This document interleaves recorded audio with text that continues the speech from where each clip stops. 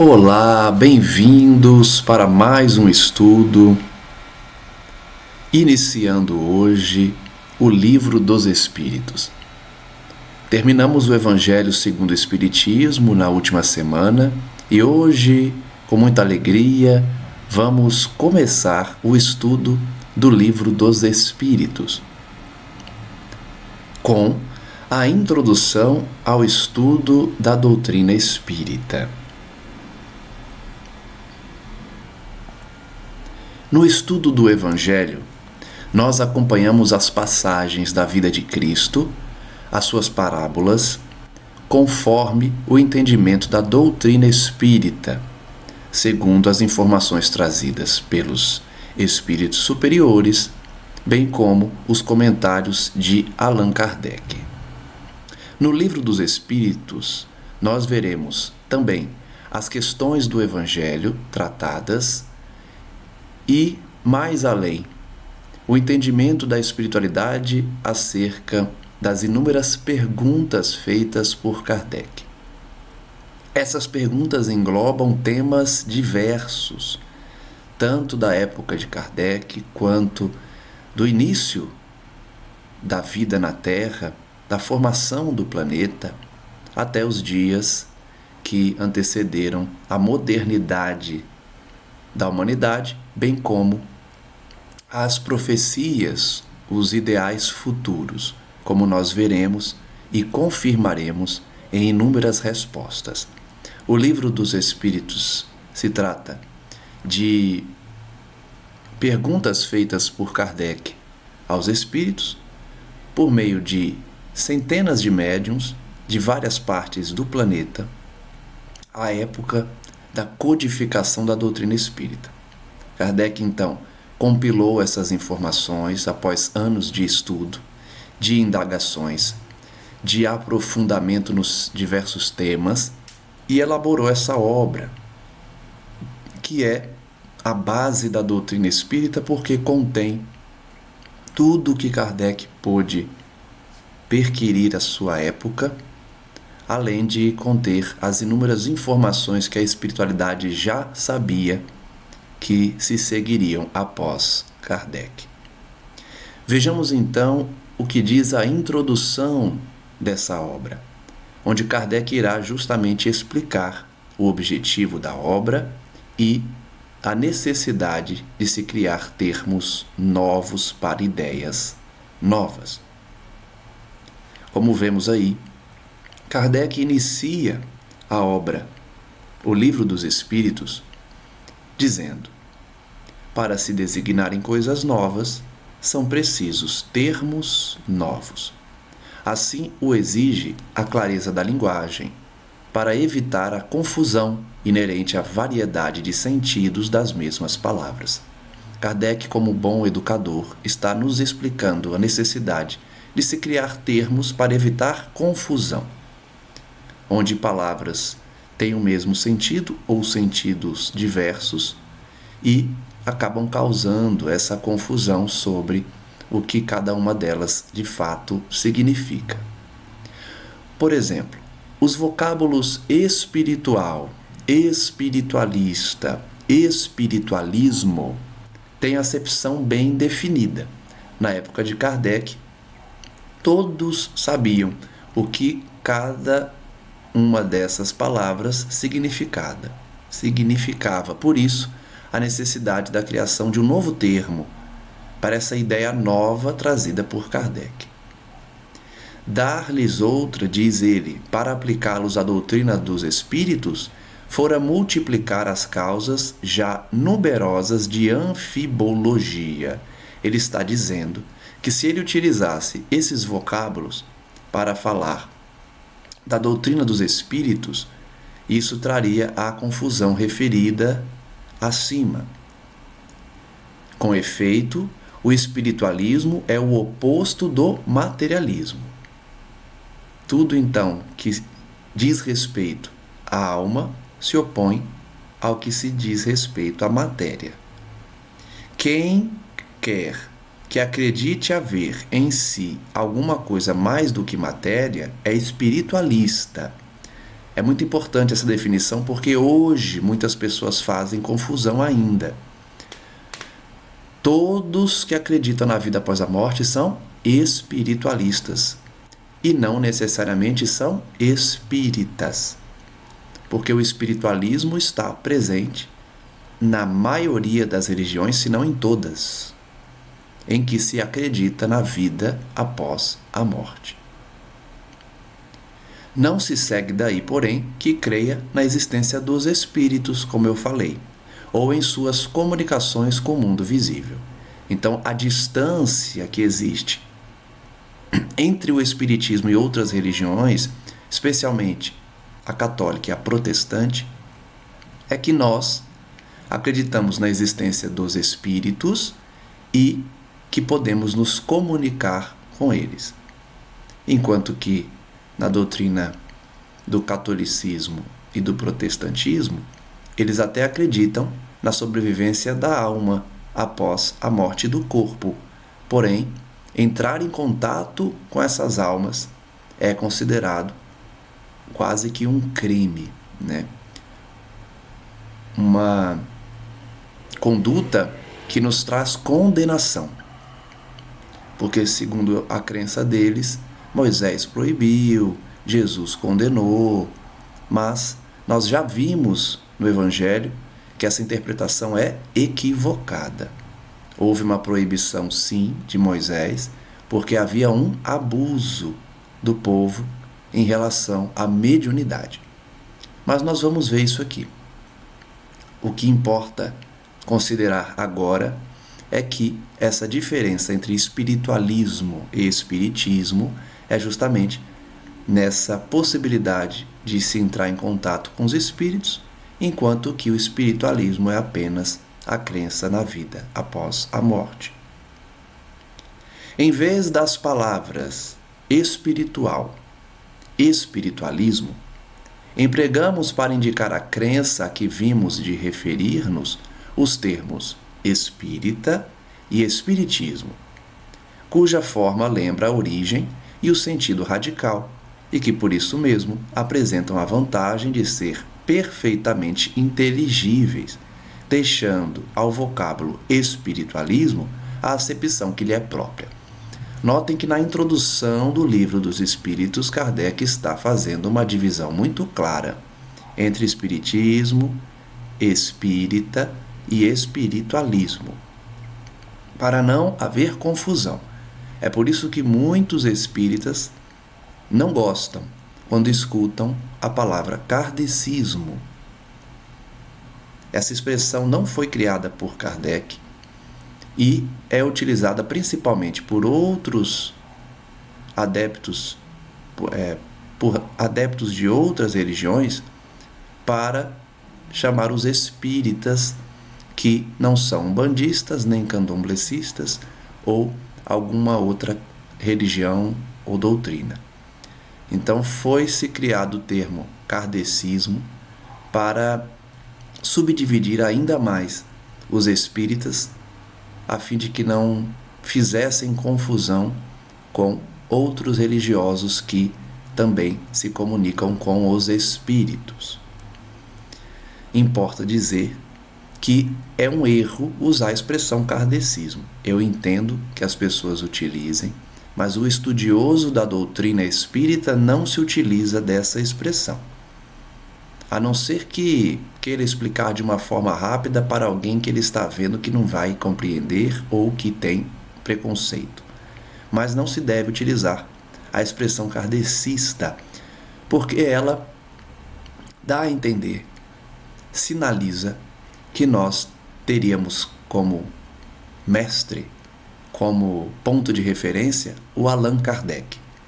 E nós não temos. Muita gente que não conhece o Espiritismo confunde isso. A nossa referência, o nosso modelo é Jesus Cristo. Kardec é o codificador da doutrina. Ele compilou as informações, organizou as obras e nos trouxe essa gema preciosa, essa pedra preciosa que nós estudamos e nos debruçamos ainda hoje no contato com a espiritualidade. Então, é equivocado dizer kardecismo, porque nós não temos em Kardec o mestre maior. Ele é um professor muito respeitado, muito querido por nós, mas que tenho certeza que ele próprio não gostaria de ouvir essa expressão. Portanto, somos espíritas e estudamos o espiritismo. Qualquer outra doutrina ou religião que entre em contato com os espíritos de uma forma diferente da que Kardec organizou, não é espiritismo. É umbandismo, é candomblecismo, é qualquer doutrina que também se comunique com os espíritos, mas sem seguir o roteiro de Kardec. Vale destacar que com essas palavras eu não estou nem diminuindo outras religiões, nem querendo dizer que somente o espiritismo salva e que somente o espiritismo está correto na sua abordagem ao mundo espiritual. Não estou dizendo isso. Só estou dizendo que a diferença teórica e vocabular existe por uma razão. E o contato com o mundo espiritual, conforme Kardec, se chama espiritismo.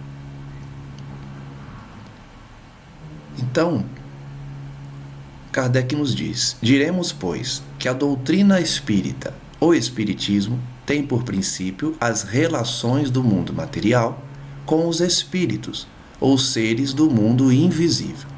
Essa é a base da doutrina, né? O princípio maior da doutrina é esse contato, essa relação entre nós encarnados e os seres desencarnados, os espíritos, que somente são assim chamados porque não estão mais aqui na Terra, enquanto que nós próprios, no futuro, também seremos espíritos desencarnados. A nossa condição, portanto, é temporária, tanto a nossa quanto a deles, porque eles também reencarnarão, salvo exceções dos espíritos puros que permanecerão ad eterno no mundo dos espíritos a partir da data, a partir do momento em que se tornam espíritos puros. Nós, no entanto, retornaremos ao mundo espiritual, depois voltaremos para o mundo físico, muitas e muitas vezes. Doutrina espírita, portanto, é a doutrina que estuda a relação entre o mundo material com o mundo espiritual. Os adeptos do espiritismo são chamados de espíritas ou espiritistas. O termo mais comum é espírita. Kardec diz então, como especialidade, o Livro dos Espíritos contém a doutrina espírita. Como generalidade, prende-se à doutrina espiritualista, uma de cujas fases apresenta. Essa a razão por que traz no cabeçalho do seu título as palavras filosofia espiritualista. Então, com esse último parágrafo do item 1 da introdução, Kardec ensina que, apesar do espiritismo conter o espiritualismo, ele vai além. O espiritismo não deixa de ser uma filosofia espiritualista, porque, como vimos, a filosofia espiritualista é aquela que crê na sobrevivência da alma à morte do corpo, na existência de seres no mundo espiritual, mas não necessariamente é espiritismo, porque para ser espiritismo é necessário estudar e praticar a relação entre o mundo físico e o mundo espiritual, entrando em contato com essas entidades, com esses seres que se diferenciam de nós apenas por uma questão de condição, de momento, de localidade. Afinal, somos todos seres criados por Deus e, portanto, espíritos também. Apenas estamos num plano diverso do deles momentaneamente. Vejamos agora o item 2 da introdução. Kardec continua explicando do que se trata o Espiritismo. Há outra palavra acerca da qual importa igualmente que todos se entendam, por constituir um dos fechos de abóbada de toda a doutrina moral e ser objeto de inúmeras controvérsias, à míngua de uma acepção bem determinada. Ele está dizendo que é preciso esclarecer ainda uma outra palavra, que traz muita discussão, controvérsia, mas é uma palavra muito importante para se compreender a doutrina. Essa palavra se chama alma. É a palavra alma. A divergência de opiniões sobre a natureza da alma provém da aplicação particular que cada um dá a esse termo. Uma língua perfeita, em que cada ideia fosse expressa por um termo próprio, evitaria muitas discussões. Kardec está nos explicando que a interpretação do que é alma varia conforme a riqueza da linguagem que existe nas diversas línguas, nos diversos idiomas, que se houvesse uma língua perfeita, uma adotada por todos os seres do planeta, e que abarcasse todos os conceitos possíveis, essa controvérsia não existiria. A alma, portanto, tem várias definições e entendimentos pelas diversas culturas da nossa história e das diversas nações. Veremos o conceito de alma para a doutrina espírita logo mais. Mas antes, Kardec explica. Segundo uns, a alma é o princípio da vida material orgânica. Princípio da vida material orgânica. Não tem existência própria e se aniquila com a vida. É o materialismo puro. Vejam que a definição de alma para o materialista é: ela nasce junto com o corpo físico. Não tem pré-existência. Isso me faz recordar dos filósofos da Grécia Antiga, como Sócrates, Platão, que abordam esse tema de uma forma muito bonita. A pré-existência da alma. Para os gregos, essa ideia não tinha qualquer dúvida da sua procedência. Eles sabiam que a alma pré-existia ao corpo físico. Havia somente uma discussão sobre o depois, né? Após a morte do corpo, como que ficaria essa alma? Mas antes da vida material, era pacífico para eles que a alma existia. Para o materialismo, porém, a alma nasce com o corpo e morre com ele. Neste sentido e por comparação, diz-se de um instrumento rachado, que nenhum som mais emite, não tem alma. De conformidade com essa opinião, a alma seria efeito e não causa. Alma, no entanto, é causa e não efeito da vida material. Continua Kardec. Outros pensam que a alma é o princípio da inteligência, agente universal do qual cada ser absorve uma certa porção. É a doutrina panteísta, não é?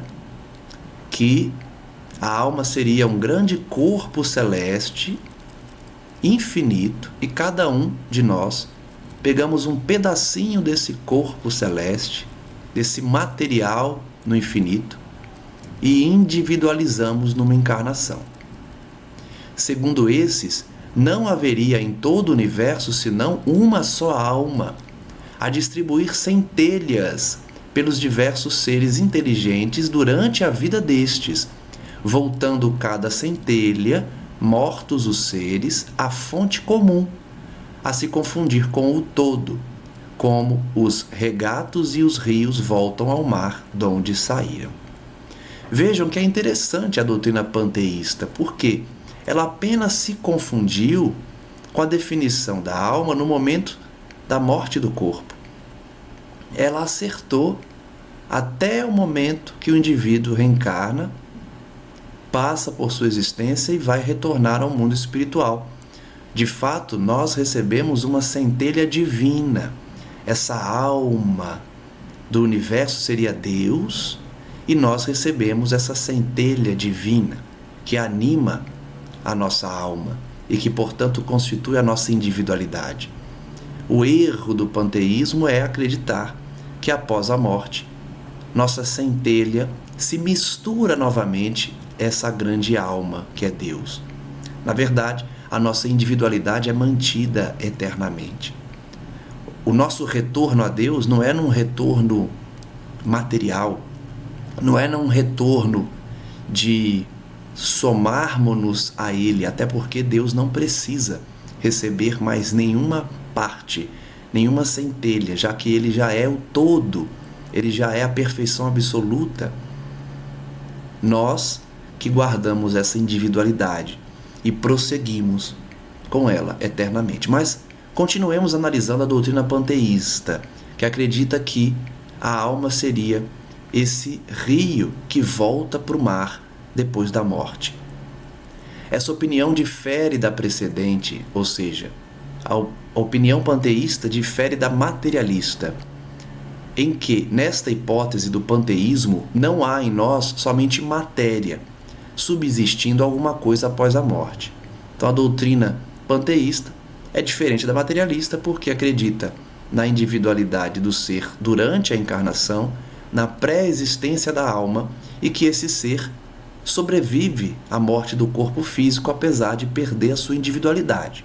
E aí está o erro do panteísmo. Nós não perdemos essa individualidade. Nós não voltamos para o todo no sentido de nos misturarmos a Deus. Nós voltamos ao todo, no entanto, quando atingimos a perfeição. Quando evoluirmos ao ponto de chegarmos aos espíritos puros e além deles, nos integraremos a Deus, mas essa integração ao Pai não é literal. Eu acredito que o médium que criou o panteísmo, porque tem que ser médium para receber essas informações de sobrevivência da alma, de retorno à alma a Deus, ele ouviu, ele recebeu essa informação de que nós regressamos ao Pai, que de fato nós vamos pouco a pouco retornando a Deus, e entendeu que esse retorno a Deus é literal, onde a alma se mistura a Deus. Quando atingirmos a perfeição, de fato nos misturaremos a Deus, mas no sentido de identidade, de objetivos. Nunca seremos como Ele, nunca atingiremos a sua perfeição absoluta, mas atingiremos a perfeição relativa, e isso nos permite perscrutar, analisar o pensamento divino. Talvez por isso o criador da doutrina panteísta se confundiu, achando que quando atingirmos a perfeição relativa e conseguirmos compreender Deus, nos misturaremos a Ele. Ainda analisando a diferença do panteísmo com as outras doutrinas, Kardec nos ensina: mas é quase como se nada subsistisse, porquanto, destituídos de individualidade, não mais teríamos consciência de nós mesmos. Ele está dizendo que o materialismo é diferente do panteísmo, no entanto, é como se não tivesse uma diferença, já que, quando perdemos a individualidade, perdemos a consciência de nós mesmos, e isso é quase que a mesma coisa que a morte da alma. O materialista acredita que a alma morre junto com o corpo. O panteísta acaba acreditando, no final das contas, que a alma também morre quando retorna ao todo, já que perderá sua individualidade e a consciência de si mesma. É como se fosse uma morte. Dentro desta opinião, a alma universal seria Deus e cada ser um fragmento da divindade, como eu falei, a centelha divina espalhada nos seres. Simples variante do panteísmo.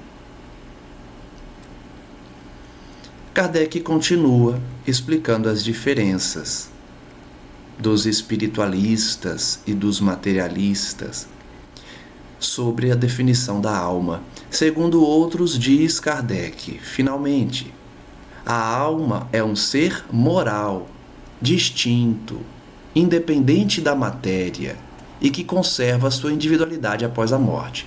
Essa é a compreensão espírita. A alma é independente da matéria, ou seja, se a matéria não existisse, isso não faria diferença para a alma, ela continuaria a existir, já que ela se utiliza da matéria para evoluir, por meio da reencarnação. Tanto que nós vamos ver que o conceito de alma para Kardec é o espírito encarnado.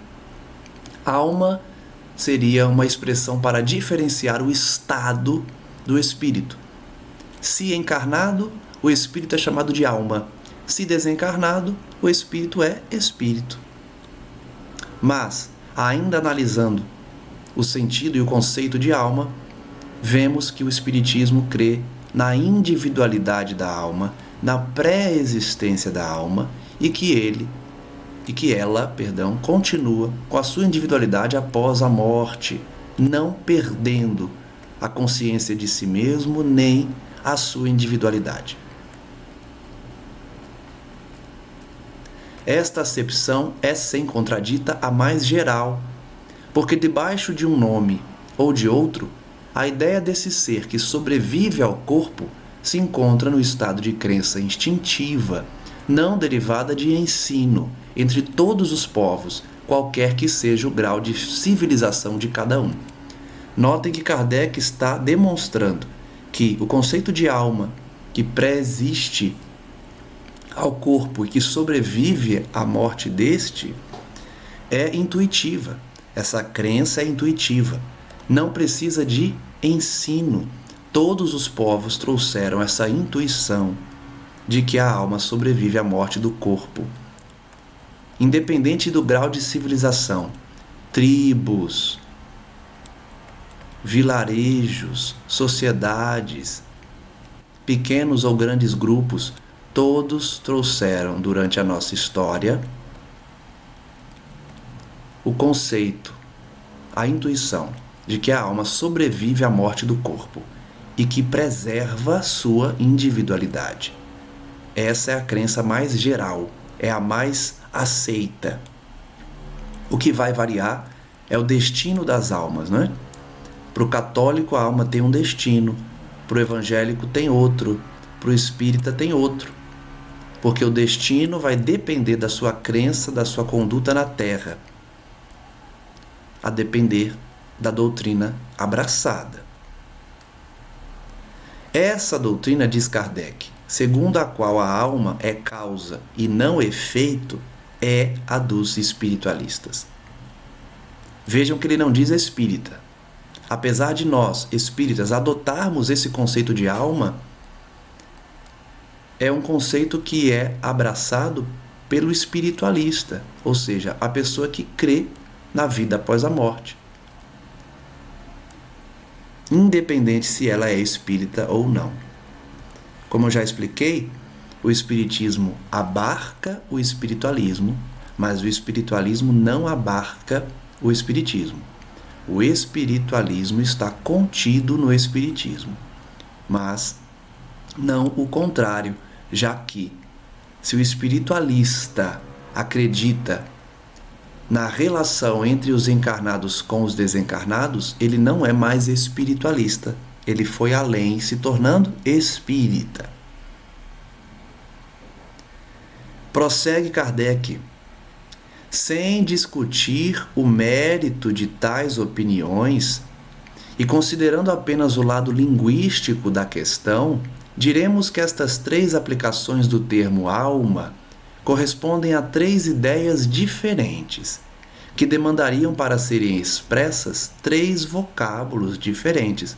Kardec está explicando que esses três conceitos de alma necessitariam cada um de um nome diferente, para não ter confusão. O materialista deveria chamar a alma com outro nome, já que ele acredita que a alma morre com a morte do corpo. O mesmo do panteísta deveria chamar a alma com outro nome, deixando o termo alma para quem crê na pré-existência, na pós-existência e nessa possibilidade de manter a sua individualidade. O ideal seria que cada doutrina que foi citada aqui, materialista, panteísta e espírita, ou espiritualista, porque o espiritualista também crê nesse conceito, deveriam cada um ter uma nomenclatura para evitar confusão. A palavra alma tem, portanto, tríplice acepção. A palavra alma tem tríplice entendimento, definição. E cada um, do seu ponto de vista, pode, com razão, defini-la como o faz. Kardec está demonstrando que não tem um certo ou errado. Ele falou que não ia entrar no mérito. Sobre o conceito vocabular, não existe um certo ou errado. Cada um, à sua maneira, enxerga a expressão alma da forma que melhor compreende. O mal está em a língua dispor somente de uma palavra para exprimir três ideias. Então a crítica de Kardec não é nos conceitos, não é na crença de cada um, é na pobreza da linguagem, é na pobreza da expressão do vocábulo alma, que abarca três definições diferentes. A fim de evitar todo equívoco, seria necessário restringir-se a acepção do termo alma a uma daquelas ideias. Então, como eu falei, o ideal seria que a alma fosse uma palavra usada somente por uma dessas três doutrinas. O que acontece é que as três utilizam a mesma palavra.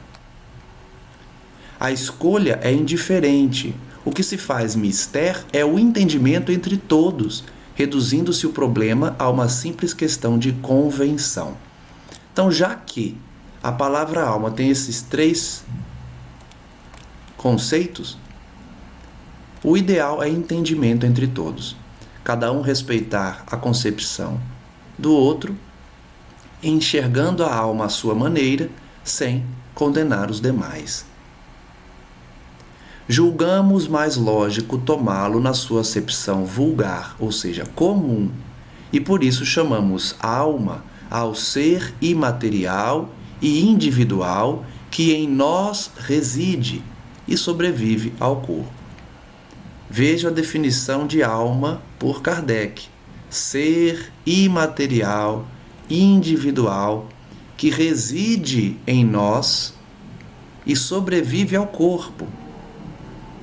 Reside em nós, ele está se referindo à reencarnação. Por isso, para o Espiritismo, alma é para definir ou para chamar o espírito encarnado. Mesmo quando esse ser não existisse, não passasse de produto da imaginação, ainda assim fora preciso um termo para designá-lo. Logicamente, se existe um ser, nós precisamos dar um nome a esse ser. Então, ainda que fosse obra da imaginação, o ser que sobrevive à morte do corpo, ainda que fosse pura imaginação, que a gente sabe que não é, seria necessário dar um nome, e esse nome é alma. Na ausência de um vocábulo especial para a tradução de cada uma das duas outras ideias a que corresponde a palavra alma, denominamos. Então vamos verificar o que Kardec vai ensinar para combater essa pobreza do vocábulo, essa ausência de definição mais correta entre as três ideias que nós vimos.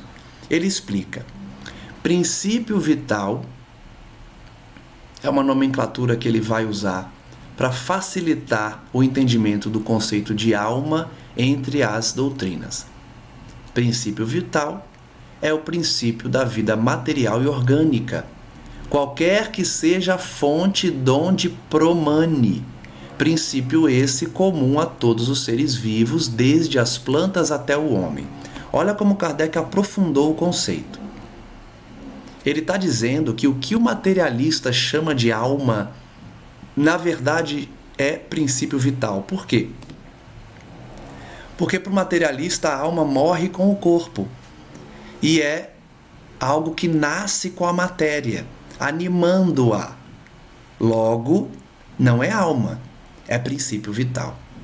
Porque não somente o ser humano é animado, a planta também. Então, esse ânima, né, que era uma expressão, uma definição, se eu não me engano, grega, ou é do latim, agora me confundi. Alguém vai me corrigir aí nos comentários. Eu acho que ânima é do latim, né? Que é esse princípio que anima o ser, tanto na planta quanto no homem. Logo, o princípio vital, ele só existe enquanto a matéria está animada. Enquanto a matéria está com esse princípio circulando nela. Nós temos princípio vital, vejam só, não confundam. Quem tem princípio vital também tem alma, né? O ser individualizado encarnado, o ser que entrou nesse reino chamado reino hominal, que é do homem individualizado, criado por Deus, ele tem, além da alma, o princípio vital que anima o seu corpo físico, né? O que o Espiritismo vai definir como fluido vital. É diferente do princípio porque o princípio vital dá a ideia de um ser que ainda está evoluindo, que ainda está somando as experiências para no futuro se tornar uma alma individualizada, um espírito. Mas a gente já consegue trabalhar e enxergar que uma alma contenha também algo que anima o seu corpo, chamado de fluido vital. Mas nós vamos ver essas diferenças no futuro. O que importa agora é diferenciar alma de princípio vital, tá? Entendemos o princípio vital, nas palavras de Kardec, como o princípio que anima a matéria, tá? Orgânica, não importando a fonte de onde ela vem. Por isso ele diz que vai estar no reino também das plantas. Pois que pode haver vida com exclusão da faculdade de pensar.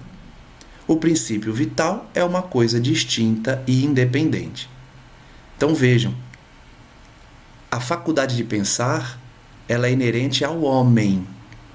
Mas a planta que não pensa também tem vida. Logo, não podemos falar que a planta tem alma. Ela tem um princípio vital, porque alma pressupõe individualidade, capacidade de pensar.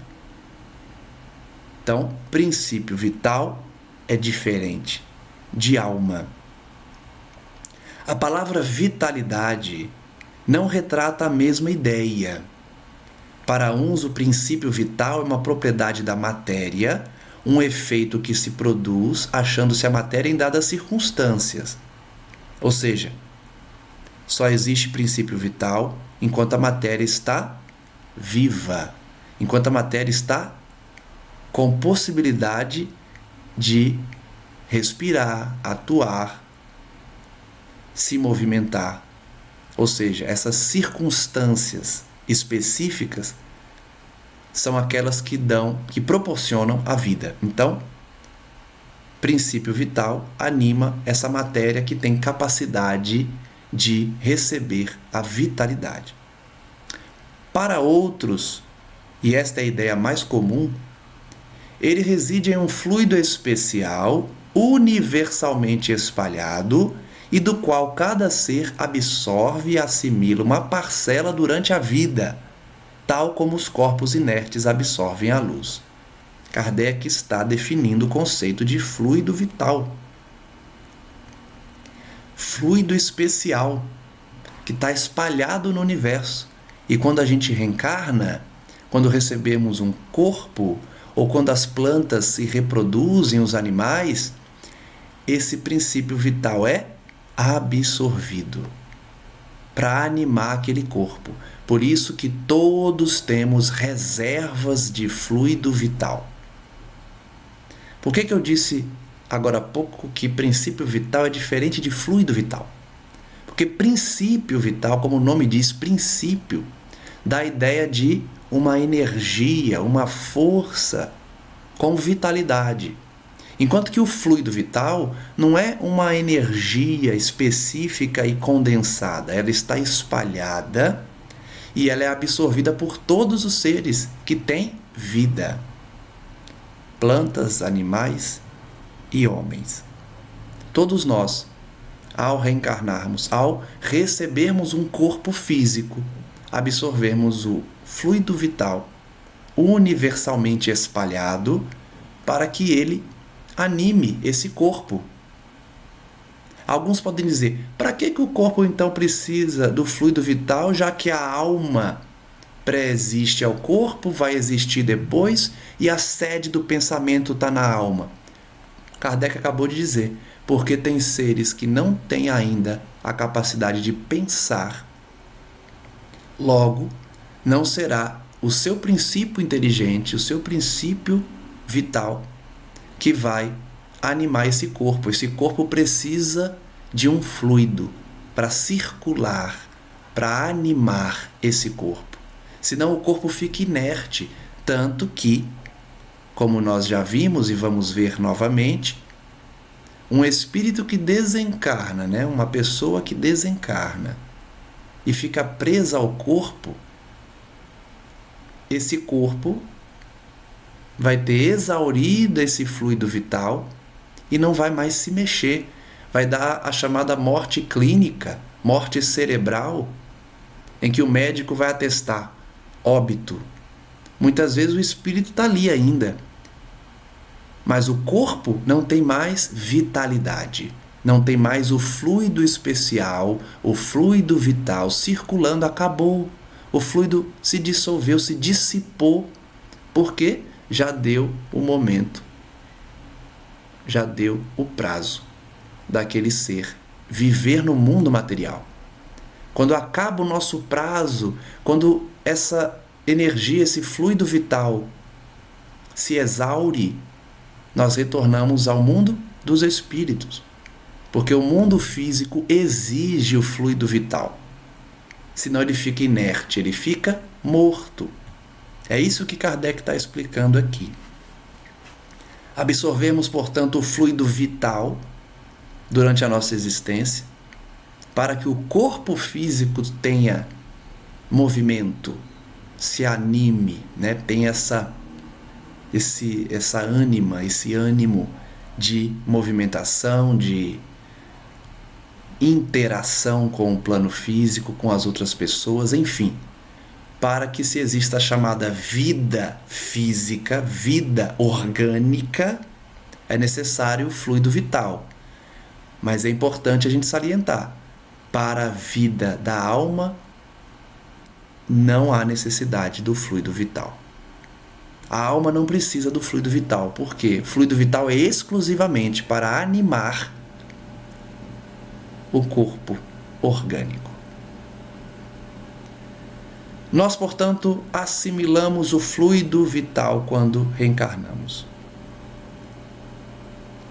E na opinião de alguns, diz Kardec, o fluido vital não difere do fluido elétrico animalizado, que também é chamado de fluido magnético, fluido nervoso, etc.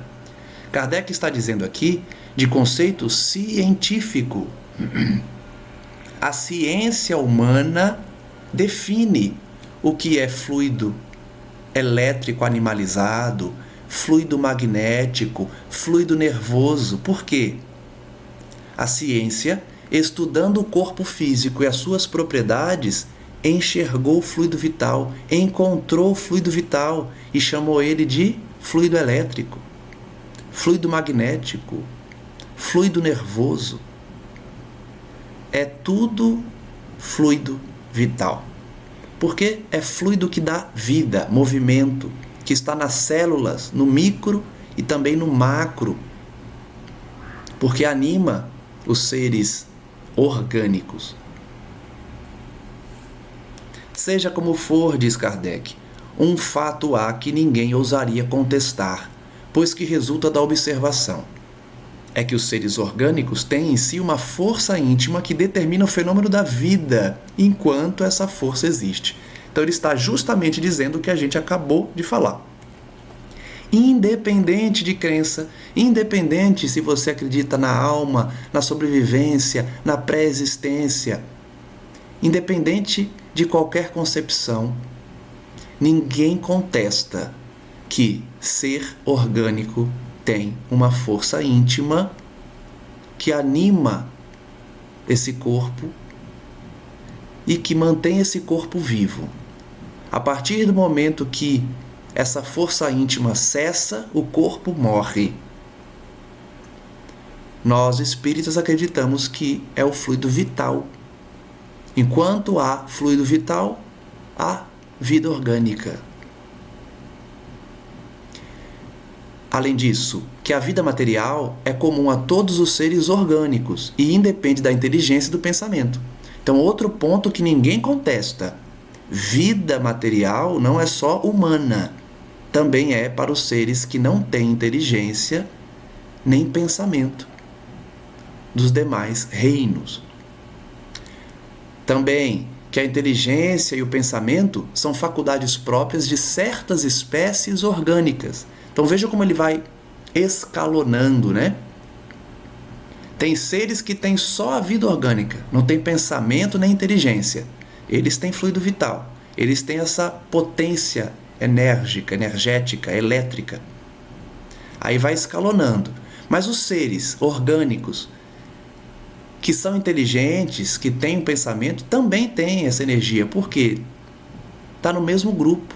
A diferença é que ele está num nível acima. Porque o grupo maior é seres orgânicos. Todos que estão no plano físico, todos que se interrelacionam na vida material, pertencem a esse grande grupo. Dentro do grupo, eles vão se diferenciar.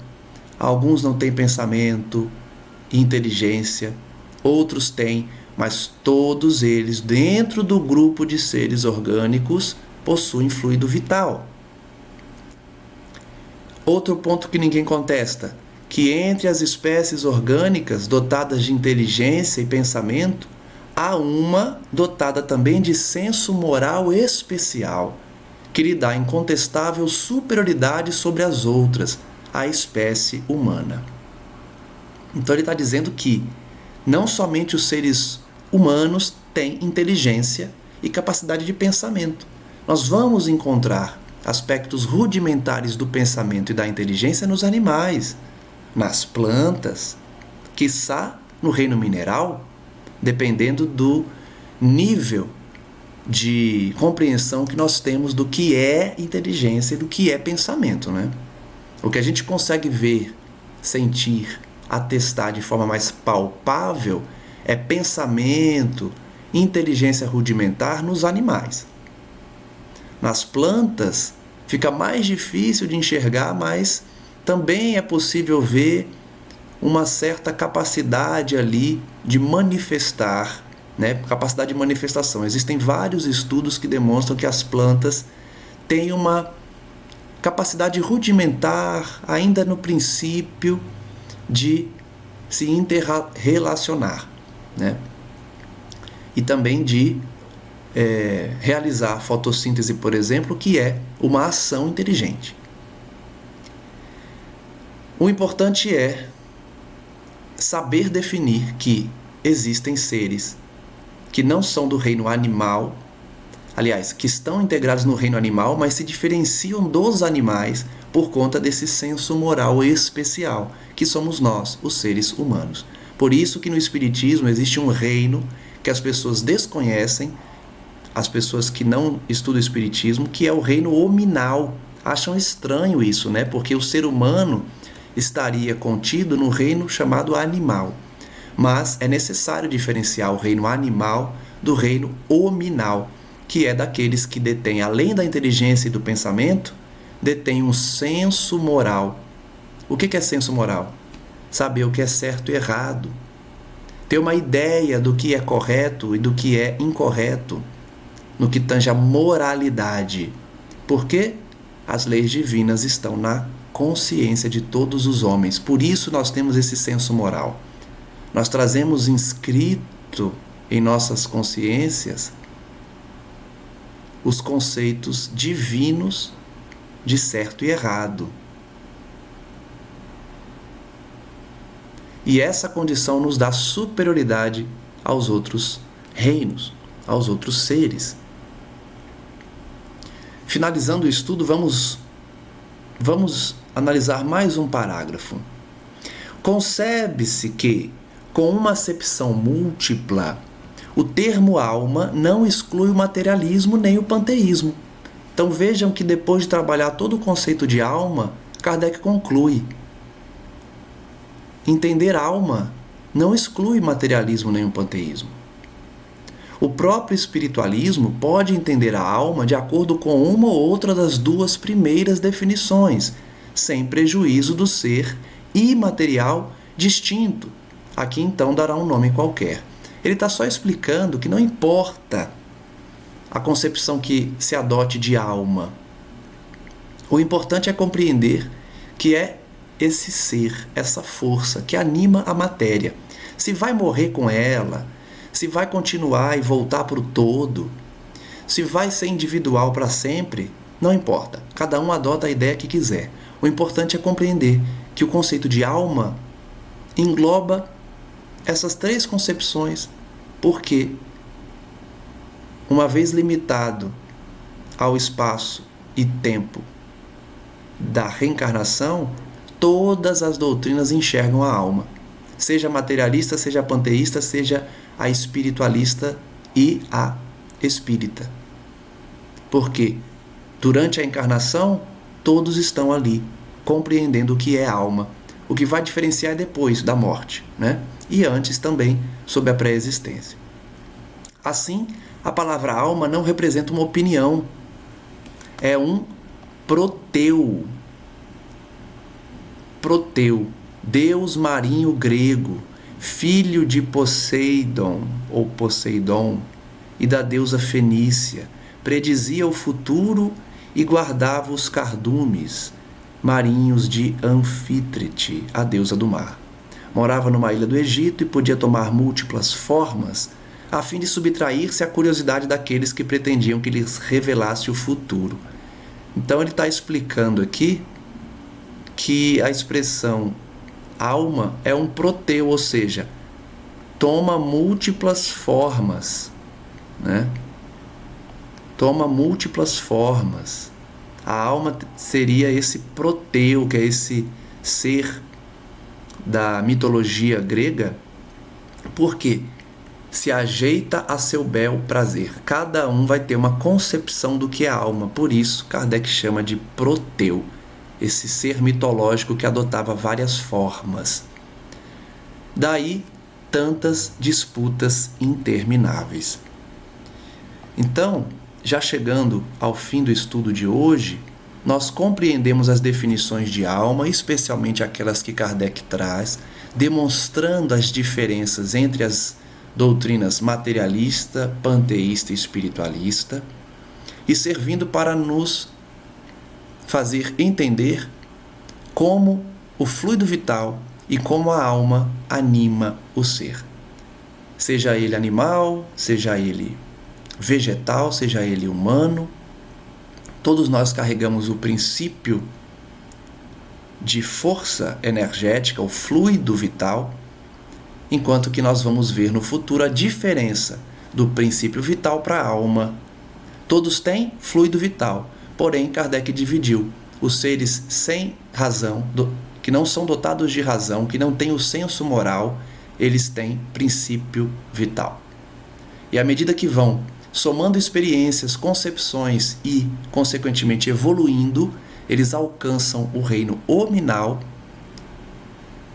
em que essa vinculação, essa criação é feita por Deus no mundo espiritual e já reencarnam como homens. Por isso que eu sempre digo aqui, a ciência humana não consegue encontrar até hoje o elo perdido, o elo entre o último chimpanzé, o último orangotango com o primeiro homem. Não há esse elo no plano físico, porque esse elo está no plano espiritual. Essa ligação é feita por Deus. Deus, condensando todas as experiências de um princípio vital, cria a alma, cria o espírito. Por isso o elo não é encontrado no plano físico. E aí nós vamos entender a diferença de alma, criada por Deus, dotada de senso moral e de razão, diferente de princípio vital que está nos demais reinos. Vamos continuar o estudo do Livro dos Espíritos na semana que vem. Pelo que eu agradeço quem está acompanhando, esse é o primeiro estudo do Livro dos Espíritos. Nós teremos aí um longo caminho, mas que vai trazer um ensinamento muito rico sobre a doutrina espírita. Agradeço a todos que nos acompanham e finalizo sempre orando, pedindo à espiritualidade amiga que abençoe a cada um dos que estão nos assistindo e nos ouvindo, para que em suas casas as bênçãos do céu possam cair, envolver e abençoar a todos os habitantes, a todos os moradores dessas residências. E que também essa energia e essa paz possam ser direcionadas a todos que estão em nossos pensamentos, nossos seres queridos, sejam encarnados ou desencarnados. Que possamos a cada dia, a cada semana, aprender cada vez mais sobre a doutrina espírita tão libertadora e consoladora, conforme o Cristo prometeu, e que, principalmente, coloquemos em prática aquilo que aprendemos aqui, amando e servindo sempre, a fim de recebermos as bênçãos do céu. Graças damos a Ti, Senhor, hoje e sempre, e que assim seja. Obrigado a todos que nos acompanham e até o próximo estudo. Um forte abraço.